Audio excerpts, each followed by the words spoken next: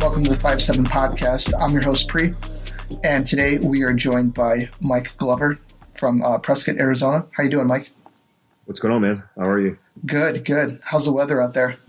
Oh, it's beautiful, man. It's weird because it was kind of sunny today, and then it snowed for a period of time, and then it got sunny again, so it's pretty nice, though. I love it here. Generally, what's the weather like in the wintertime out there? It's typically in the 40s and 50s. Typically gets down in the freezing temperatures at night, but it's just, you're at 5,000 feet, so you get the sun, so it just stays warm enough in the sun. It's perfect temperature. Oh, that's great. Yeah, we're in Chicago, man, and all the Chicagoland area, and out here, dude, it gets absolutely unbelievably cold in the wintertime, and in the summertime, it gets unbelievably hot. You had that brutal cold snap recently that was like negative, brutal. Yeah. They said it got down to like minus 52 or something like that, and they practically closed down. They were closed. Everywhere was practically closed down. You know, it's really crazy because they were showing pictures of it. You know, like Chicago from a distance, and it looked like somebody built like a gigantic city on the North Pole. Awesome. So I was wondering if you could give an introduction of yourself to our listeners. Yeah, absolutely. I was a military guy. I spent nearly 20 years between the military and the government. I did most of my time in Special Forces, so I did 4 years in the infantry and the rest of the time in Special Forces, all the way through global war on terror. Got out, still transitioned as a master sergeant to the National Guard component, where I was in 19th Group, and then took a team there, made Sergeant Major. And so I did the Sergeant Major thing between contracting for the U.S. government for about 2.5, 3 years. And then this was about a couple of years ago, I decided to start a company called Fieldcraft Survival, and I did that.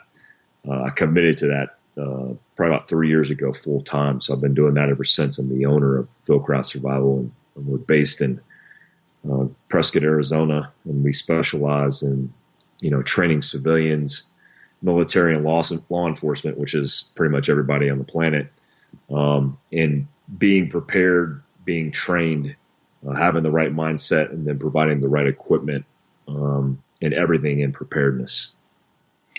What made you want to join the military? At 17 years old, my dad served in the United States Army, and my uncle was in the Navy. I come from a pretty deeply rooted military background, and it's just something that I always wanted to do. I remember making bets with my dad as a young boy that I was going to be in Special Forces, and it's all I knew. I played Army, so it was a natural transition from being a kid to being an adult to being in the Army. Yeah, that's kind of funny. When I was a kid, my grandfather was in World War II. I had a cousin that died in Vietnam, and I had an uncle that was in the Korean War. And it's kind of funny, when you're in kind of when your family has like a military background, you kind of, you kind of lean that way towards a bit, and I was always playing around with guns and stuff, and I was, as a kid, and I don't know how many kids are able to do that nowadays, but yeah, it seems like the most of the time it comes from most of the people in the military. I forget the statistic. It's almost in the 90 percentile, but it's most of them that serve come from military families. So it's ingrained in the family DNA. So you were 11 Bravo, and then you decided to you just went to selection, Special Forces selection? Yep, I did 4 years in the infantry. I actually had a little break in service right before 9/11, and decided to go back in, and then actually came off the streets, kind of like in the 18 X-ray program. It wasn't like the 18 X-ray program because I didn't have to go through SOPC, basic AIT, because I was already qualified. So I went straight to selection, and then I became an 18 Bravo as an MOS, which is a Special Forces weapons sergeant in the Army. Where were you during 9/11? During 9/11, I was actually on terminal leave. I just came off terminal leave. My first ETS date, or get out of the Army date, was September 9th of 2001. Wow. And, yeah, I had transitioned in the National Guard and did 4 years in the infantry and was going to college. And so I was in Fayetteville Technical Community College trying to get my degree when that happened. Yeah, I was mixing concrete on a job site, and I was like 19 years old, and 9/11 happened, and I was like, yeah, I got to go do something. So when you went to SF selection, what was your mindset like beforehand? Were you like, did you train at all? Did you get advice from anybody? What was going on in your mind? Well, when I was in the infantry, I did a whole bunch of things trying to make myself better. I did 4 years in the infantry. I went to Ranger school, went to airborne school. I got my expert infantry badge when I was like an E1. Holy smoke. Yeah. And then, I did everything that I could do as a young infantryman because I wanted to be squared away. And I made E5 when I was 20 years old. So I fast tracked pretty fast. And so I was a young sergeant and super motivated. But at the time, there wasn't anything going on. So obviously, with nothing going on, I decided to get out because, I joined the Army to fight and, represent the nation in that capacity. And obviously, there was nothing going on in that time period. So I committed to getting out. And shortly thereafter was trying my best to get back in. So I would say from like maybe today and like back then, how was your fitness? Like, how did you train, say maybe 20 years ago to how you train today? It's a big difference. I was pretty smart on physical fitness, but a lot of things that I teach today, I learned those hard lessons. Like I had a young man come to my business today, and I gave him a physical fitness test. And back in the day, you just kind of suck it up and drive on. That was kind of the motive. That was the way you did everything to get through something. And nutritionally, if you were in pain, they told you just to drink more water. Yeah. It was always drink water. When in doubt, drink water. And so, nutritionally, I've definitely advanced as an athlete or as a person just in doing the research. And so that transition happened in my special operations career. But I was really fit as a young infantry guy. I mean, I used to max out the PT test. I do 100 push-ups, 100 sit-ups easily, and then max my run typically.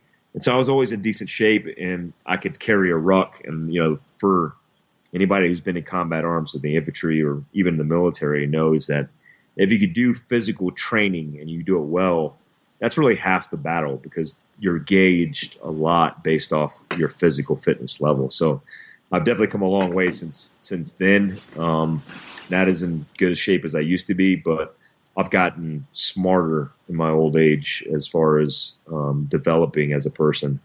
And, but I would always say that as a young guy, I was prepared for, everything and then learned a lot of hard lessons along the way that made me who I am today. What kind of workouts were you doing, say, maybe 20 years ago compared to what you're doing today? A good example would be, a great example would be something I just talked about with this kid today was a long time ago, we used to think that to get better at running, you had to run. And ironically enough, it's not the case. Like running as in just running doesn't do a lot for you because you're not stressing your body. You're not stressing your central nervous system or your heart rate, which in turn is how you maximize your cardiovascular output or increase your VO2 max. And so now, or even in my special operations career, I started learning that high intensity interval training, which can be done in short spurts of, running at a fast pace, at a high intensity with a high heart rate, and then followed by a period of recovery, and then setting that or repping that for about 10 sets, which you could accomplish in about 20 minutes, is scientifically proven to be more advantageous in cardiovascular output. And so if you want to increase your cardiovascular fitness, that's the way to do it. Well, when I was young, it was just like, hey, if you want to get better at running, just run harder. Well, that's not how you do it. There's actually a science behind it. And Tabata and high intensity interval training, CrossFit.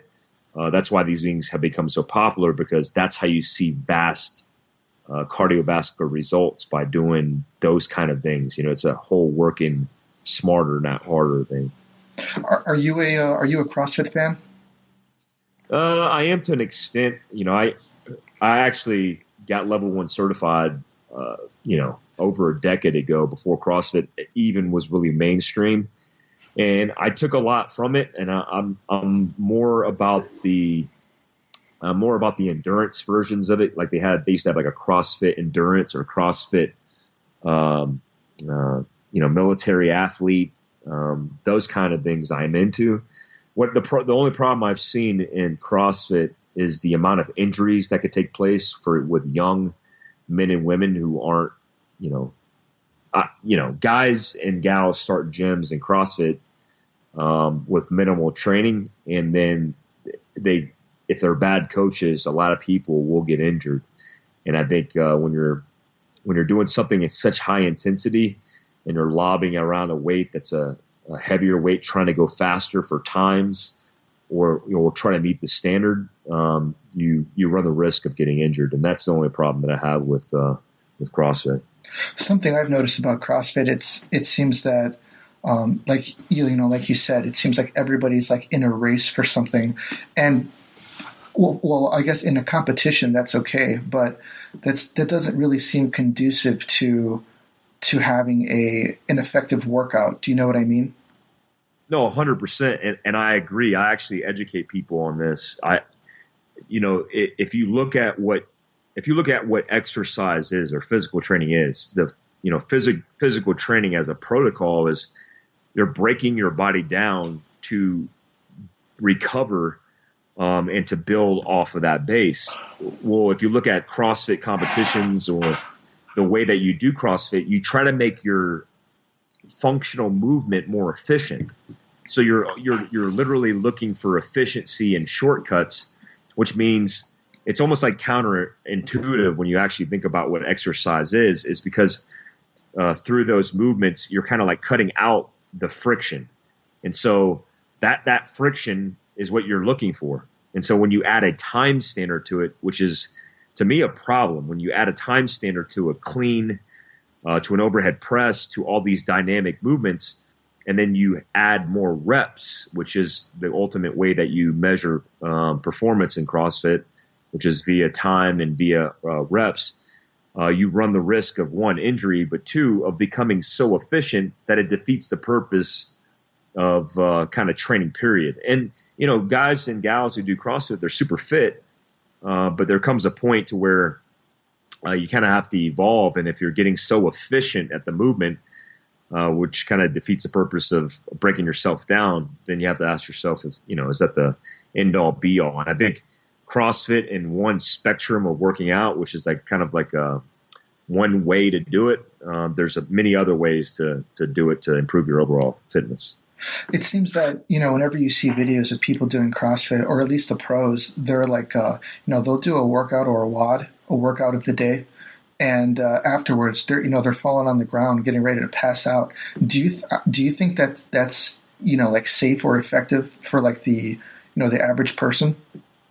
Absolutely not. I mean, it's not. I mean, the bottom line is there's so many things leading up to that point that you need to focus on. One of them would be Olympic weightlifting, for example. And I think when you're doing, when you're looking at functional movement and you're looking at strict Olympic style lifting, it's very regimented and it's very slow and deliberate as far as the overall, when you compare it to CrossFit. And so when you turn Olympic style lifts, which are very dangerous in the first place as far as injury, and you take a novice person and then you accelerate it through timeline, you run the risk of seriously debilitating people for life. And that's pretty scary. Yeah. I mean, a lot of stuff, when you're doing like the rings and stuff, I mean, I could see people dislocating a shoulder trying to do that stuff. Oh, absolutely. I've seen dudes completely rip their shoulders out of sockets. I've even had some injuries from CrossFit with my elbow. And, there's a certain segment of our population that, they work in cubicles. I mean, they work corporate jobs, and their job isn't to be physical. And so I get it. I get the catch. I get the allure of CrossFit. But as a special operations guy, or as a firefighter, or as a police officer, or somebody who does something physical for a living, I would never run that risk. I would never take that chance. What advice would you have for people who do sit in a cubicle, all day, and they want to get it, they want to work out? Like, how would you advise them to work out effectively? I think a sedentary life, which is, more so than ever in history, we're living more sedentary lives because of technology. The information and technology field is it's the fastest growing and the largest demographic of career fields in the nation. I think when you live a 9 to 5 sedentary life, and then the highlight of your day is that 1 hour of physical movement and activity, you have to really focus that on being fit the right way.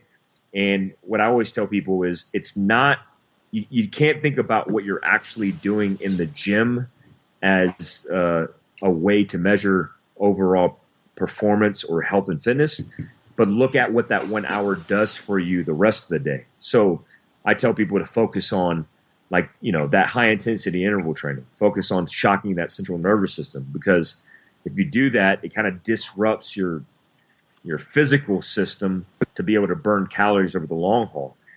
In a sedentary life, I'm not a big fan of chest and tries, back and bis, legs and abs. But in a sedentary style life, I recommend that, because you want to build a base for muscle where you're burning more calories when you're sitting on your butt than somebody who's more active. Like a lot of people who try to build muscle, and they're a firefighter, they're a cop, they're a military guy, it's very hard to retain that muscle if you're very active, because muscle doesn't like to sit around when you're doing endurance type things or endurance type activities. So I recommend people hit the gym and actually lift weights, because that's real good for you when you're sitting on your butt. And then also focus that in a good recipe with high intensity interval training, or something like a interval on a treadmill, a bike, a row, to break up the muscular strength exercises they're doing during the week. Now, a lot of those people too, they have, because I live around a gigantic metropolitan area, and a lot of people do have that life. And I know that you do the keto diet, don't you?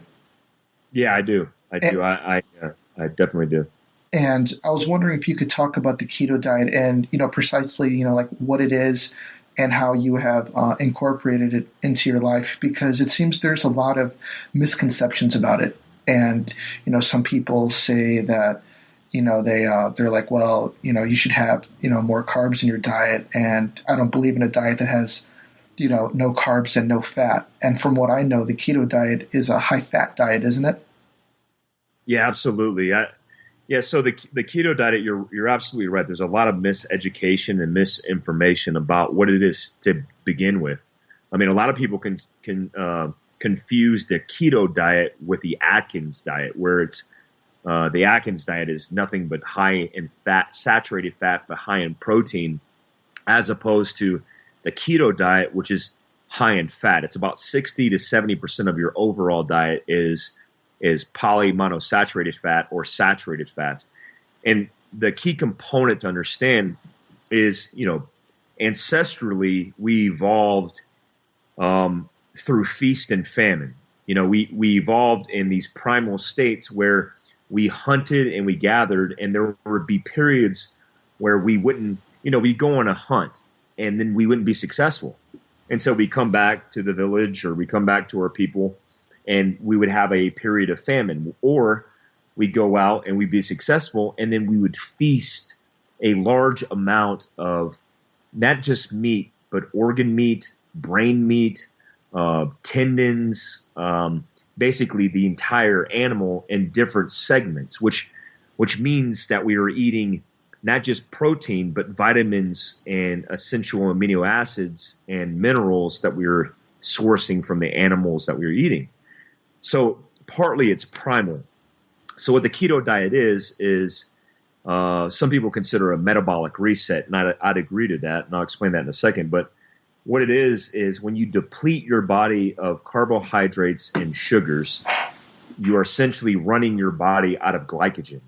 And your body has a great way of adapting to that by utilizing and leveraging the fat cells or triglycerides in fat to resource as an energy.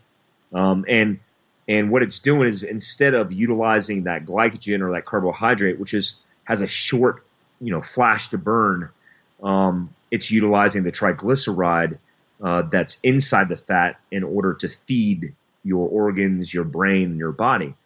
And the way you accomplish this is through ketones that basically fill your bloodstream, that your body adapts to and develops more of, in order to compensate for the lack of carbohydrates and sugar.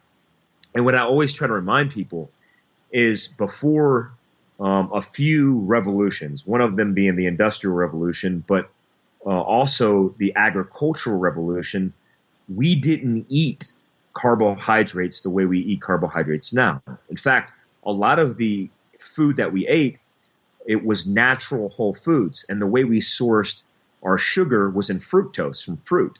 But it was limited in resources, and we didn't have Doritos and Rice Krispie treats. And even what we see is healthier foods like multi-grain anything.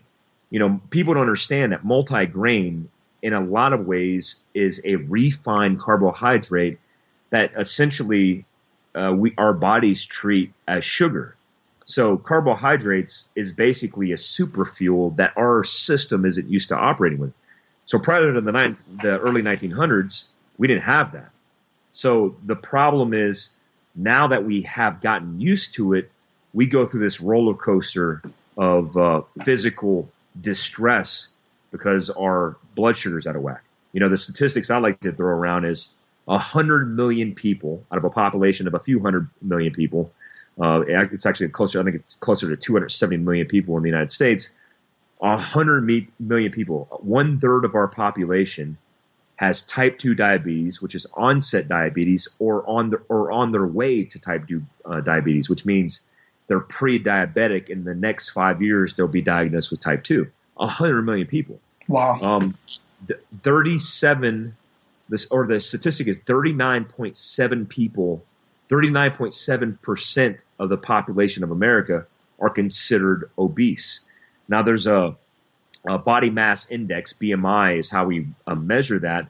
And so there are some people like me. I'm 225 pounds, 6'1", so I'm considered obese by the standard. But my body type isn't the standard. So for the most part, a large percentage of our population is obese. That's not because, that's because of sedentary lifestyle, but more so that's because of the diets that we're eating. I see people utilize the World Health Organization and the CDC as a recommendation for sugar intake. And I think the last recommendation was 12 teaspoons of sugar. And so, holy shit. Yeah, 12 teaspoons. And so when you look at, which I think equates to 50 grams. So when you look at the overall health state of our nation, people are not healthy. And then I recommend the keto diet because it's a metabolic reset. If you do it right, it will set you up for success for being healthier long term. Yeah. I think that people in general, like their diets are just, they're just garbage, and, someone will say, yeah, I'm eating pretty healthy, and they're like, yeah, I had chicken and potatoes and broccoli, and then for breakfast they have like a breakfast burrito from Taco Bell, and it's like you're throwing away, all of the good things that you eat when you eat, trash like that. Do you know what I mean? Yeah, I think the problem is our overall perception of what healthy food is, period, is skewed because, the statistic is 60 to 70% of all the food in our grocery stores is fake food. It's not even real food. It's preservative-based artificial food. And so when you buy something in a package and it says non-GMO, organic, multigrain, that doesn't mean it's healthy. In fact, a lot of that food, because people assume it's healthy and then they overconsume it, becomes a staple to an unhealthy diet. And I think the overall problem is the way we look at our food consumption based on our supply chain. I mean, grocery stores are not in the business of selling healthy food. If they were, they'd be Whole Foods and it'd be twice as expensive. And it's not the best business model. They're in the business of selling Velveeta, cheese in a, foil package that is full of preservatives, that is cheap, and then they could sell, in 10 times the volume than they can of something that's healthy. So, I think our overall perception of food, period, in our country is skewed. I mean, the reason, like the Okinawans, who are one of the healthiest populations of people in the world, they eat most of their food from whole food sources, meaning real food sources. And that's a staple to a healthy diet. I mean, how much food can we say on a daily basis comes from whole, real foods? It's probably rare. Yeah. And, considering how many people that we have living in the United States, how would we, if you really think about it, how would we be able to really grow, enough food for everybody, Yeah, that's a good point. That's the overall issue. The overall issue is, look, our country is not massive. I mean, by any scale, we're a small country compared to the rest of the world. I mean, China and India that have billions of people, and we're sitting on a quarter of a billion people. That's not a lot of people, but we love protein. And 56 billion farm animals are harvested every year in America. 56 billion. We eat a couple 100 pounds of meat per person per year, and we can't keep up with it. So you're right. The demand, especially in epicenters like Chicago, where people are densely populated in a small segmented area, you have to have the grocery stores, and then the whole food sources of seafood, of farm food, of whole food, healthy food are limited and scarce in resources. And then you have to bring up the fact that even the whole foods that we think are whole foods are full of hormones, full of antibiotics that are grown on farms because they pump them full of hormones because they have to grow them bigger than the natural environment would allow it, and they have to harvest them, and they have to keep them healthy. So the cows, the pigs, the chickens are all pumped with antibiotics to keep them healthy because they're getting sick because they're stacked on top of each other, and they're getting all these diseases and all these viruses. And so when you look at the whole food that you actually can consume, that 30% of real food in grocery stores, that food in itself isn't always the healthiest option. So it's a dire and distressful situation. So, yeah, it's difficult. It makes you wonder, kind of like in 2008 when the housing market crashed. It makes you wonder when this is going to come to a head. When the system is going to fail, and we're not going to know what to do. Well, I think it's already failing, and the result that you track is how many people die every year of heart disease, and that number is about 600,000 people a year. It's the leading cause of death in America, and including cancer. So if you take cancer and you take heart disease, over 1 million people a year in America alone die of this, and so that's the direct result. There's other variables involved, but if you look at the amount of time you spend consuming food, and then the impact it has on health, the overall impression, and I think the science will tell you that it's already showing in the fact that it's killing our country. I mean, it's killing us. Yeah, especially when you turn on the TV and Wendy's has a commercial for a triple baconator, and you look at all that cheese and shit. It's like, oh my god, it's unbelievable. Yeah, I mean the food market's doing very well in America, and it always has, and the fast food industry leads that charge. I mean, it's ironic to me that, when we talk about the gun community, for example, we attack the gun community because of its association with mass shooters. But do we question McDonald's? Or do we question Coca-Cola? There's actually an interesting statistic that says if you drink one Coca-Cola per day, you increase your chance of type 2 diabetes by 40%. That's a huge and alarming statistic. And so if you actually cared about the people when analyzing these statistics as a way to debate the issues, then you would immediately start attacking not the gun industry, because the gun industry doesn't kill a lot of people as compared to the industries of fast food and all the unhealthy things that we're putting in our body. Don't they say that cheese is the leading agent to causing heart attacks in the United States? Cheddar cheese.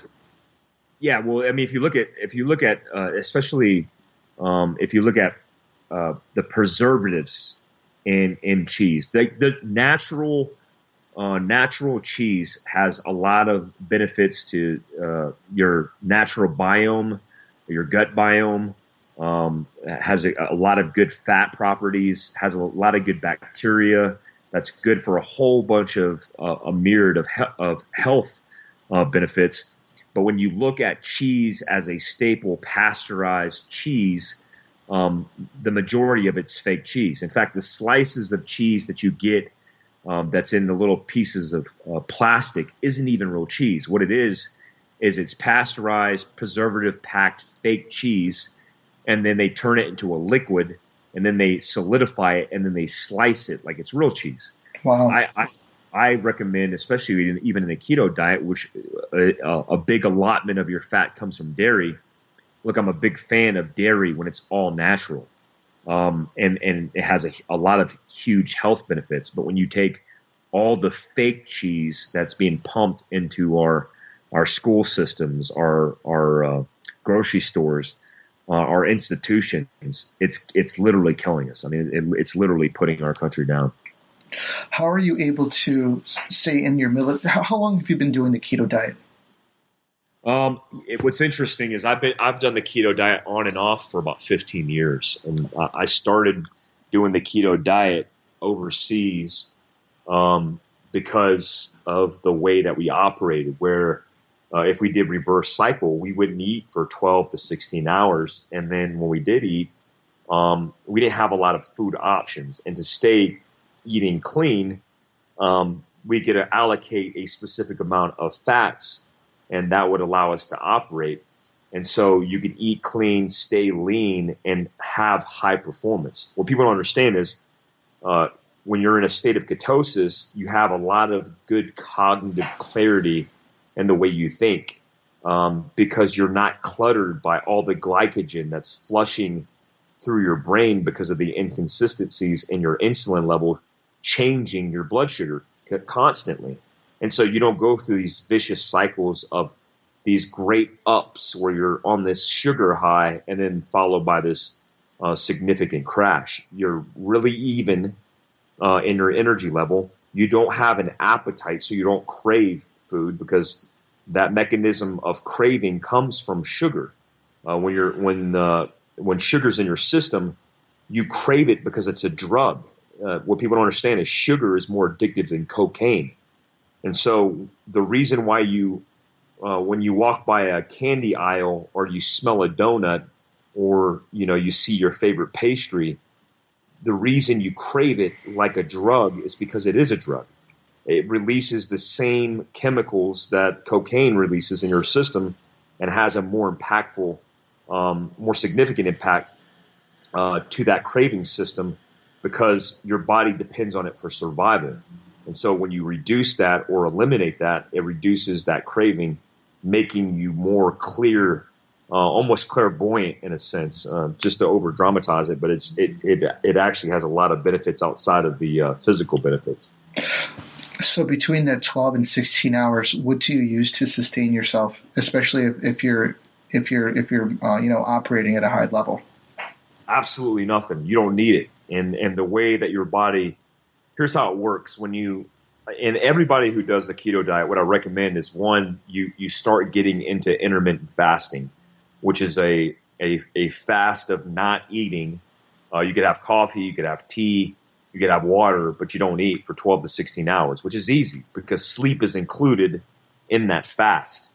And what people don't realize is your body is very efficient at storing glycogen. In fact, your organs are a safe haven for glycogen stores. So even to get in ketosis, it's very difficult to do because your body is full of this carbohydrate on board as an energy source. So when you're looking at 12 to 16 hours not eating, your body is trickling the glycogen that it has on board that's not readily available through your liver, but through your organs, providing you energy, but being very tactful at utilizing the levels of triglycerides and the fat that's flowing through your body.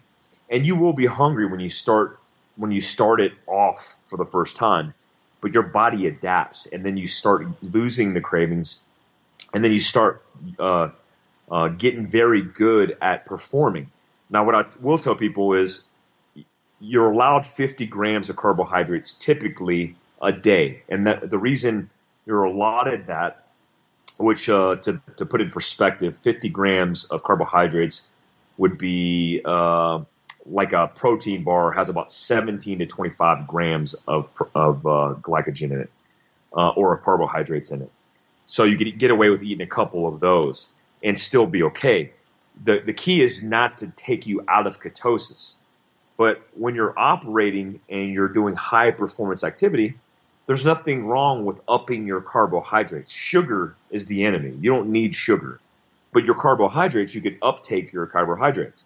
And then if you really have to, you could take sugar, but always source your sugar from natural foods like fruit. Fructose is a perfect source of high energy sugar that could be leveraged to get it into your bloodstream and then use it on board for an immediate fuel store that you'll burn immediately with perceived energy. And that way it's not stored as glycogen after the fact. I think I do something somewhat similar to that because I normally eat at like 5 or 6 p.m. and then I'll wake up at like 7, and then I'll have a yogurt and a little oatmeal, and like if I'm going for a run, and then I'll have a little cutie, like one of those orange halos, and then it's like, like you said, it's like cocaine, dude, and I'm like awake after that. I go for a run, and it kind of like fuels me. And is that kind of like what it's like using the sugar to kind of like the sugar from fruit to kind of boost your energy level? Yeah, 100%, and it's a tactic that's been used by athletes since the beginning, which is called carb loading. You're just being real creative on the timing of that carb load, and right before exercise is 30 minutes before you actually exercise, you should utilize that fuel store as a benefit. I like to use caffeine instead of sugar because caffeine accelerates a whole bunch of perceived, ways that your mind and your body react, and it also has a scientifically proven benefit for output, for physical output. And so I use that. And what people don't understand about the keto diet is when you eat meat, let's just say you eat chicken. If you eat too much meat, you actually convert the protein into glycogen. So that's how creative and adaptable your body is at wanting to convert that into readily available energy. The only thing you're doing in keto is you're basically tricking your body to convert the switch so that you don't have to be incapacitated and you work more optimal. What people say, and I agree with this, some people say that you become almost like prey driven, like you become a hunter because you could see clear, you could think clear. And I think there's something to that when it comes to feast and famine.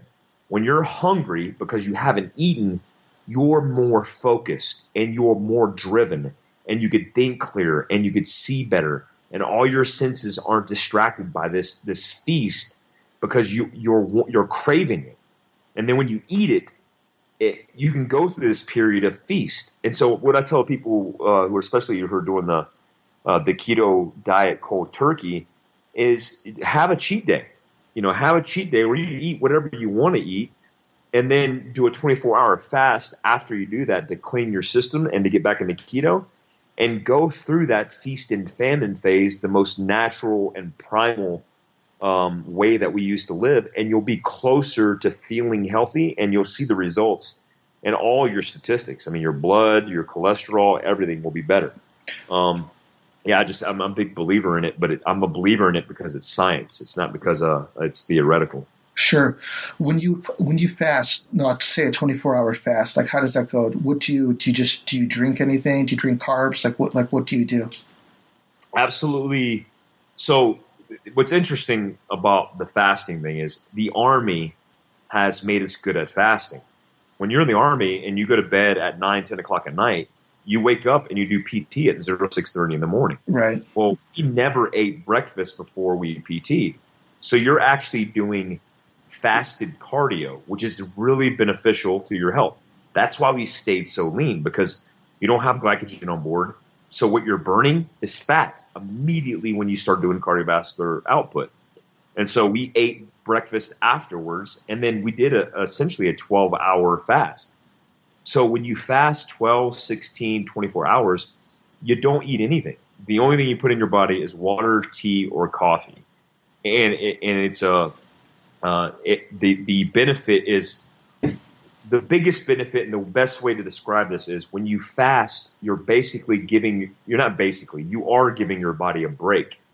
When your body gets a break, there's a natural process that takes place. The best way to describe it is, essentially your organs shrink. Your intestines shrink because nothing's going through it. Well, in the reintroduction of food, you get this vascular flush of blood rushing through your organs. When that happens, that is a natural antioxidant and a natural way to rid your body of carcinogens.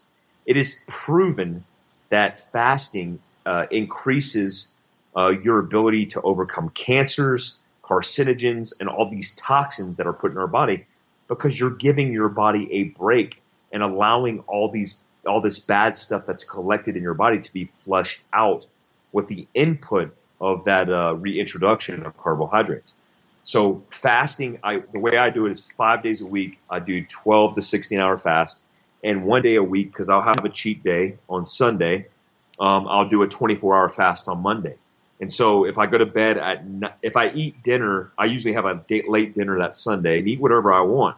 I'm carb loading. I mean, I'm eating whatever I want. Well, when I eat a really crappy meal full of carbohydrates, when I wake up and I'm used to fasting, I'm not hungry until the next day. And so if I ate my last meal at 8 o'clock that night, I only have to wait till 8 o'clock that night to eat my next meal, and I fasted for a 24-hour period. And it's not bad. It's actually a really easy fast, because your body's not used to having all those carbs on board. And then you cheated, and now you have a crap ton of carbohydrates on board, and you're not even hungry. In fact, after going from keto to back and forth, your system does not like you eating a lot of crap or a lot of carbohydrates. You don't even want to go back, because you like how you feel. For the most part, the experience that I've had and people have had is you like how you feel on keto. And so you don't want to ever go back to eating regular. It's so interesting, when you start talking about, the science and, how the body works, and, trying to, optimize it in a way. It's really interesting when you really start getting into it.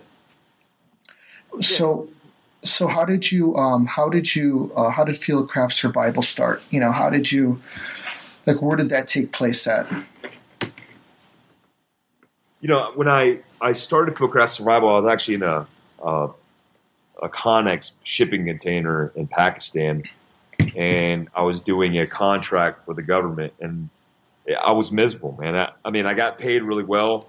I made a lot of money overseas for doing my job, but I wasn't happy. I wasn't fulfilled. And so I wanted to do something different, and I decided, everybody with my background does a tactical company because it's easy. It's easy to teach tactics because that's really what we've done our entire careers. Well, Fieldcraft, I wanted to have a different genre, and I was very interested in survival because I was interested in overlanding because I've always been a jeeper and I've always overlanded, and I did it in the military, and I felt like I had a whole bunch of lessons learned that I could kind of convey to the public, and I thought survival was an amazing genre that really wasn't done well, and so I decided to do it and realized there wasn't a lot of people in my space. I actually can't even name one that's kind of doing what we're doing. So it was an easy bridge to gap or gap to bridge, however you want to put it. And it's been successful because when you take all those experiences in special operations and look for an outlet in order to convey to a customer base, it's survival. Because you've learned so much in how to survive in the military, and so that's what I wanted to do, and I have a passion for it.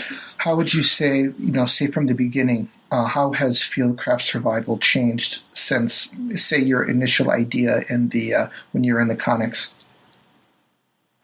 That's a good question. We've changed a little bit. My mission statement has always remained the same, whereby I want to train, educate, and equip. But the equip wasn't really there because I didn't know equipment. I didn't know how to manufacture, how to source manufacturers. I didn't understand supply chain management. And so I had a lot of ideas. We just launched a piece of equipment today.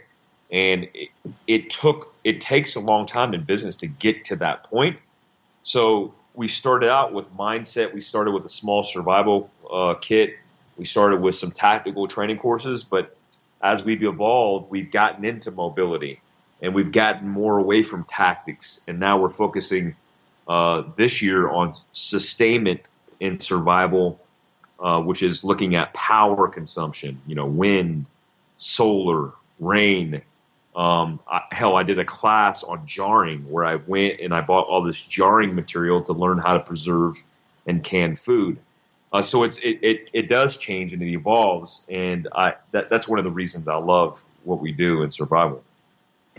Yeah, I couldn't really think of anybody else who's doing what you're doing either. Because it's there's in the city, I was always looking for some kind of equipment. I always carried a backpack and a water bottle, and I always had a little first aid kit in my backpack. And some people would be like, "What do you need a first aid kit for?" And it's like, just in case, man. It's like, just in case what? It's like, well, in case something happens. And I think generally there's a lot of people out there that it kind of escapes them, because it's so good in the United States that things won't go 100% according to the plan perfectly every day. And I think that there's an issue. I think that there's a lot of people that that generally are missing. Are missing, they're actually essentially waiting for a life lesson to happen. Yeah, I'm big on educating people that the worst case scenario is not the time when to decide to change your life, because if you do get through it, it will definitely change your life. But we should look at things, with understanding statistics. Even, I'm big on looking at analytics, and accidents is a leading cause of death in America, in the world. And so when you just look at accidents alone, you don't have to be a prepper.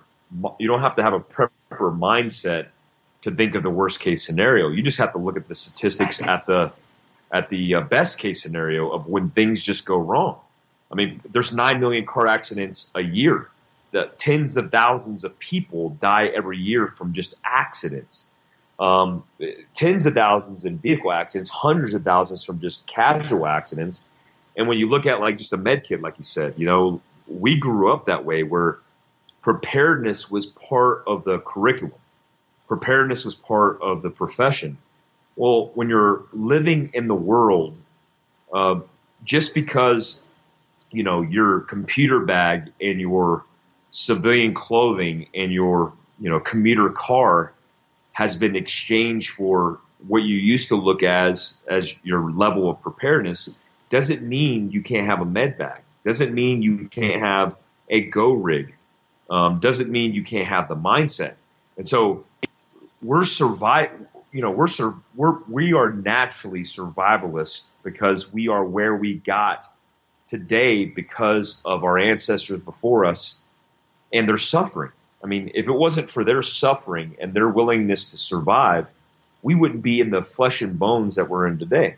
So I take that serious when when you're looking at sustaining life and protecting life, because that's what I did in the military. But we so neglect that and are so complacent to that in our everyday lives because we're very comfortable.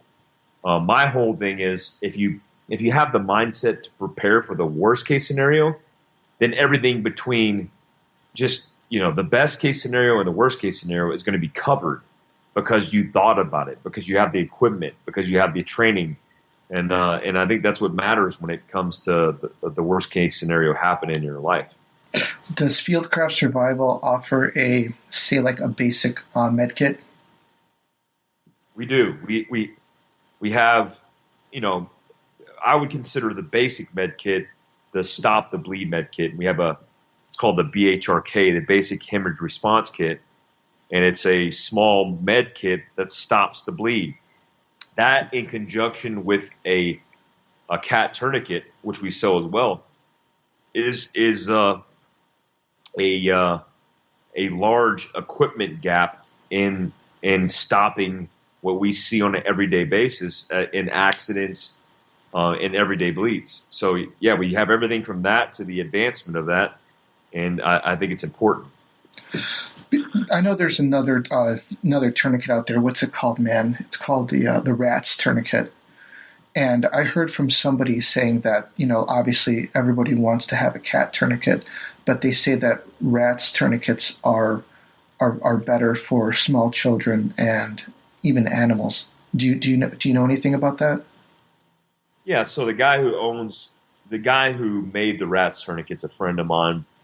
And I'm in agreement with that. I mean, look, the CAT tourniquet, the combat application tourniquet made by North American Rescue, they have the new Gen 7 now. It's a very good tourniquet. It's the same current tourniquet that I use in combat.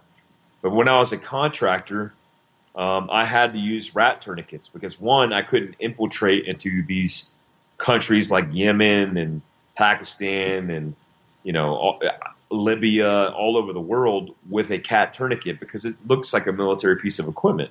Yeah. But a rapid application tourniquet, a RATS tourniquet, looks like a piece of bungee. And so when you look at, there is some inconsistencies and some problems that RAT has had in trying to get validated, and it's for a good reason. But I think when you look at the overall capabilities, it's quite capable of stopping the bleed. And you need a separate course of action and separate piece of equipment to address animals and small children.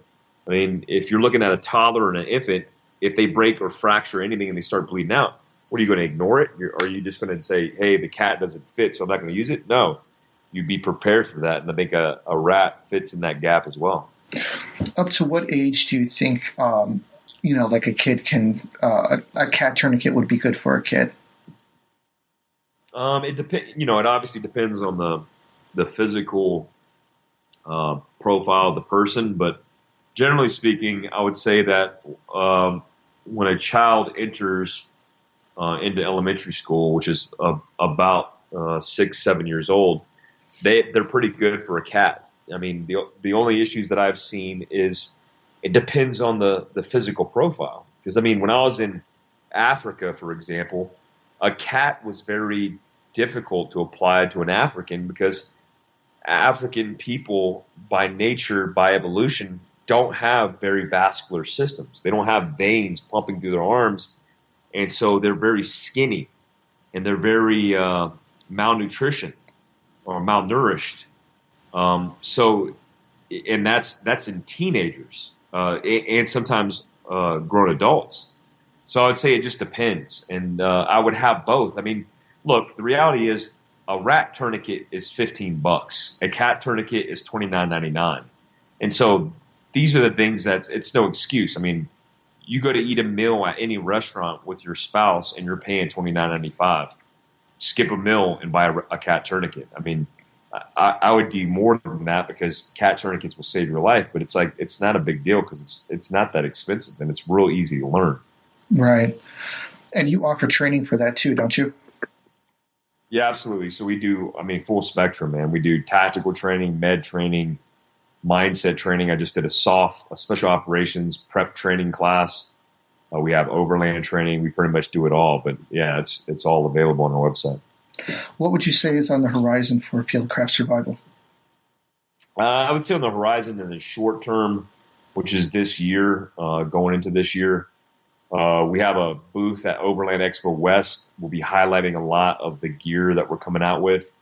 We're going to start getting more into overlanding, which includes motorcycles, includes overlanding with a go rig, which is an action for us. It's the coined term for an actual rig that's capable of overland movement in a survival bug out situation for a long period or an extended period of time. And then, coming up with more products, more mindset classes, and then me personally doing more speaking engagements throughout the year. How is a success, or not success, but how's it going getting the Special Forces and Ranger Museum up? It's going well. We actually will find out February 9th, actually this weekend, we'll find out if we got approval. I'm not afraid to say this out loud. We're actually looking for approval from the family of Pat Tillman because we want to name the museum after Pat Tillman. And Pat Tillman was an Army Ranger who was killed in combat. Unfortunately, it was a really bad situation in which he was killed. But he was an Arizona native in the fact that he played for the Arizona Cardinals, and he gave up that career and that freedom to go defend his country. And so when it comes to highlighting the history, the lineage, and the esprit de corps of the Army Ranger and Special Forces units, I think it's important that we name it after somebody and it means something. And I think Pat Tillman is reflective of that. And we'll find out this weekend. So after that, it's pretty easy. We got the nonprofit already lined out, and we're going to line up some education on everything and start building. We already got the approval for the land from the mayor of Prescott Valley, Cal Paguda, and also the Fain family. So we just got to tie up some other things, and we'll get that lined out. That's awesome. His brother was an Army Ranger too, wasn't he? Yeah, I believe so. He has a pretty significant line of patriots in his family, and unfortunate circumstances. But the fact that he gave up millions of dollars to serve his country is a example for everybody to follow. And the fact that his family served as well. I mean, that's just the core of our country as a whole. Yeah, I remember when he did that, and I was absolutely humbled by it. And I think a lot of people were. And I remember him running onto the football field with the American flag, and I was like, man, this guy's awesome, And then he turned down his contract and enlisted in the Army. And guys just, even still to today, guys aren't doing that. He stands in a league of his own. Truly humbling. Yeah, absolutely, I agree. I mean, we all have our calling. We just need to understand that the reason that we have all the freedoms and luxuries to voice our opinion, heckle people on social media, and just kind of live the free life that we live, is because of the sacrifices of guys like Pat Tillman and our military. And, there's an obligation, in my opinion, for people to serve and for people to pick up the torch and, raise the flag and stand for something. And I think we should put our country first in a lot of the ways that we have it in the last couple of years leading up to today. Yeah, I agree 100%, man. When 9/11 happened, I immediately felt like, I'm like, yeah, I gotta do something, and I wasn't alone because, the recruiting office was full, and, going to basic, we had a ton of people there. And, I think that today's generation, they haven't had their 9/11. They haven't had their maybe like that, something niching at them to get them to go out there, 100%, man. Totally agree. So how's your book? How's your book coming along? It's grinding along, man. I have a release date of July 4th. I'm shooting for. I had to think, I've gotten a whole bunch of questions on like, how does the process work? Why do you need so much money? And it's a difficult process. A lot of people don't realize that to get a book even self-published is difficult to do because you have to pay graphic designers, you have to pay editors, you have to pay the printing press, and then you have to pay for the marketing to be able to release it. I mean, it's not an easy undertaking. I'm blessed because I have a marketing apparatus to be able to launch the book, so we'll sell a couple. But outside of that, like to get it into the spaces you need to get it into, you have to be very intelligent on how you disseminate that. So it's going along well, and I'm excited about it, and looking forward to it. Is that going to be available like hardback and or is it just an ebook? No. It will be available as a hard copy, and then I'll probably be selling it on my website, and then Barnes & Noble, Amazon will pick it up. And then I'm working with a guy right now on figuring that out. And then I will have a PDF copy. And for everybody who's donated to the GoFundMe, I will provide an electronic copy of that book via PDF. And then everybody who donated over $100 on the GoFundMe page will get a autographed copy of the book, a hard copy of the book. Awesome, man. Yeah, I'm definitely. I'll definitely read that when it comes out. But I would really like to thank you for coming onto the podcast, man. It's been a great experience, humbling. I'd like to thank you for your service and everything that you've done for this country.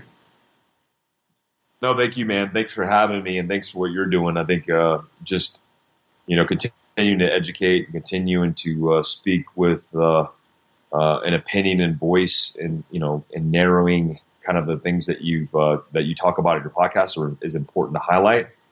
In creating the next generation of selfless servants, and I think you're doing a good job at it. So thanks. It's an honor to have been on your podcast. So thank you for having me. Thanks a lot, Mike. And that's going to be it for tonight, guys. And this is Pre out.